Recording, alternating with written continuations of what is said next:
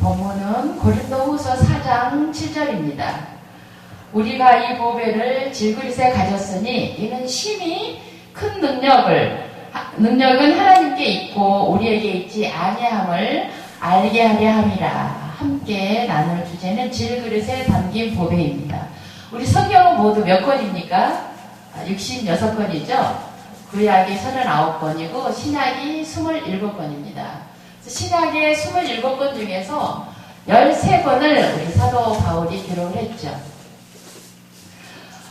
오늘의 그 고린도에 보내는 이 서신인데요.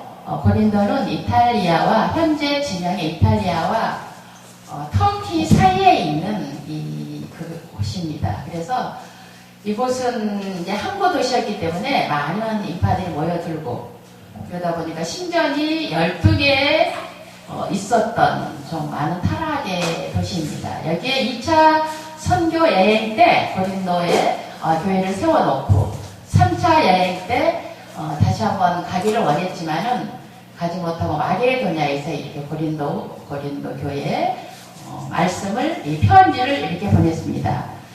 고린도 전서는 교리적인 그런 부분을 많이 이렇게 말씀을 했다고 하면, 고린도 후서는 실제적으로 우리가 살아가면서 어떻게 하나님을 즐겁게 해드려야 하나를 이렇게 구체적으로 말씀을 하셨습니다.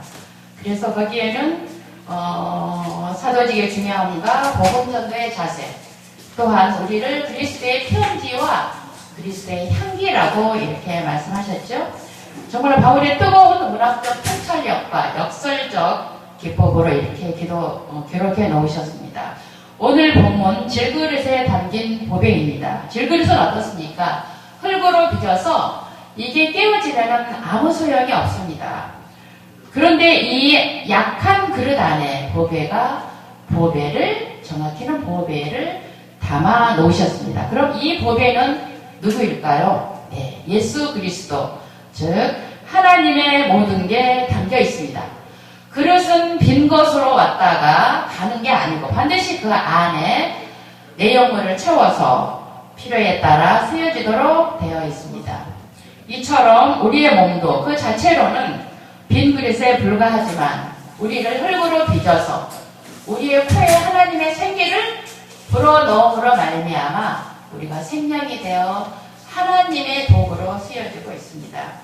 하나님의 운동력과 하나님의 생명력으로 우리는 살아가고 있는 거죠.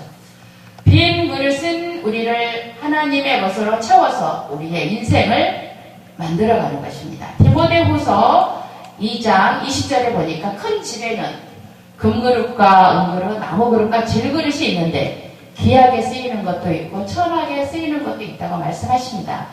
근데 귀하게 쓰이기 위해서는 그릇의 재료도 중요하지만 상태가 더욱 중요합니다.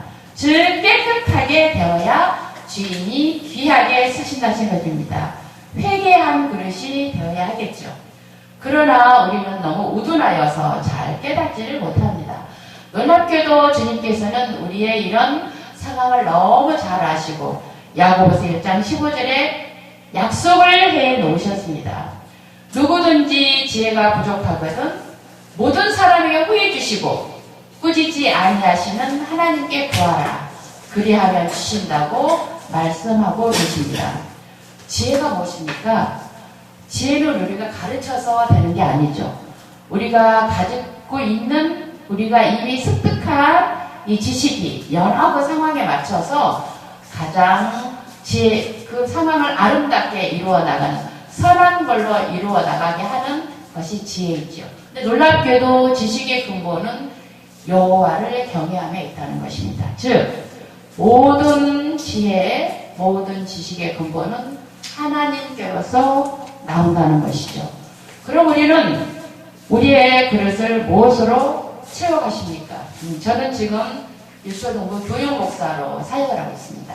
그래서 애들한테 직접적으로 말씀을 전할 때 추상적인 거나 멀리 있는 걸로 전하지 않습니다.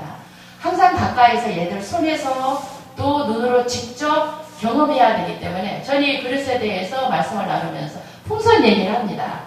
우리가 큰 풍선에 바람을 가득 불어넣고 우리가 손을 놓게 되면 그 풍선에서 무엇이 나올까요? 네, 공기가 나오죠. 그러나 작게 생겼지만 야무진 그 물풍선에 물을 넣고 그 손에 우리가 손을 넣게 되면은 그 풍선에서는 물이 나옵니다. 즉, 그 가득 채워진 것이 나올 수밖에 없다는 것이죠. 또 우리의 채워진 이게 우리에게 나타나는 게 바로 언어 말이라는 것이죠.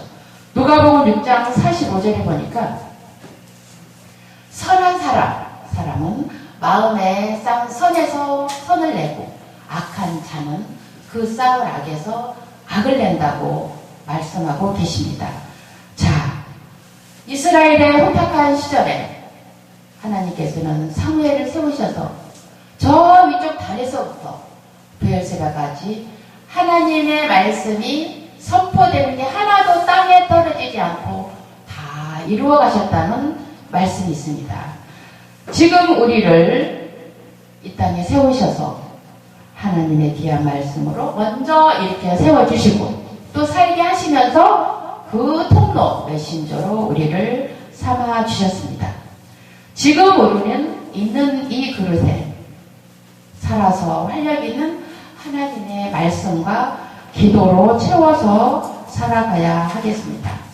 히브리서 4장 12절에 보면 하나님의 말씀은 살아있고 활력이 있어 좌우에 날선 어떤 검보다도 예리하여 혼과 영과 및 관절과 골수까지도 쪼개기까지 하며 우리의 생각과 뜻을 판단한다라고 말씀하십니다.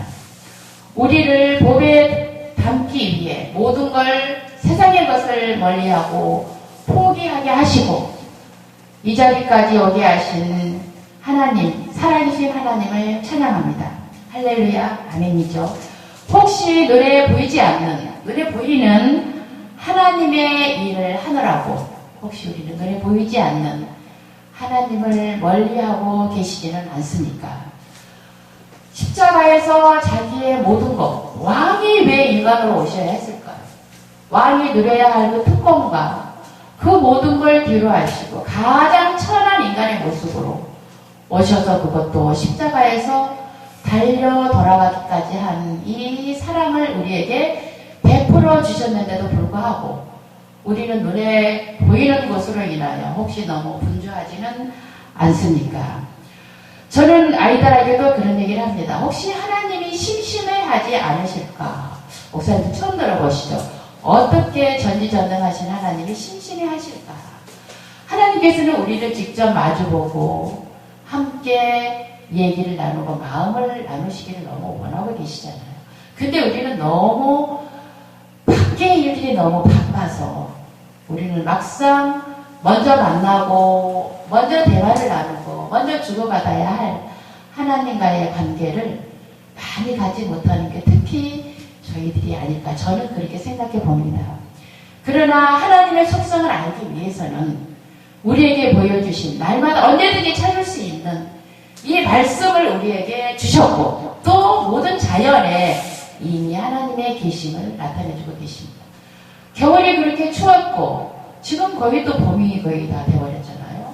우리는 겨울이 잎이 떨어져서 정말 아무것도 안 하고 있는 걸로 생각하지만 나무는 어떠세요? 그 뿌리가 흙에 박혀서 갖가지 양분을 충분히 준비를 해서 봄에 꽃을 피웁니다. 물론 믿지 않는 자들은 그렇죠. 가을이 지나면 겨울이 오고 봄이 오겠지. 그러나 우리들은 그렇게 바라보기가 너무 아깝지 않습니까? 하나님의 살아계심이 우리를 기쁘게 해드리기 위해서 모든 자연에 또 하나님의 속성이 자연이시죠. 속성에 하나님의 그 사랑과 그 모든 걸 나타내줌에도 불구하고 우리는 너무 무디게 살아가는 게 아닌가 싶습니다. 참 우리가 우리의 것에 눈에 보이는 이 현상에 급급하지 말고 하나님의 이 거룩함과 그 사랑으로 인한 이 창조를 날마다 맛보았으면 좋겠습니다. 누구든지 그리스도 안에 있을 때 우리는 새로운 피조물이 되죠. 날마다 새롭게 되는 이 역사가 누구에게 나타날까요? 먼저 우리 개개인에게 나타나서 우리의 이 나타난 하나님의 이 크신 창조물인 우리가 우리 가족이 또 그 가족과 우리의 영향 미치는 이 선한 영향력이 우리가 가는 곳마다 미쳐지는 귀한 역사가 오늘도 나타나실 줄 믿습니다. 무엇보다도 채워야 할 것으로 채워지는 우리, 또 만나야 할 시간에 하나님을 만나는 우리, 그리하여 이 혼탁한 세상에 세워진 우리를 통하여 하나님의 큰 역사를 이루어 가시는 주님을 찬양합니다. 오늘도 우리에게 선물로 주신 이 하루 하나님의 것으로 가득 채워서 하나님의 마음에 합한 다윗처럼 하나님을 기쁘게 해드리는 귀한 우리 목사님들, 우리 성도들이 되기를 간절히 축복합니다.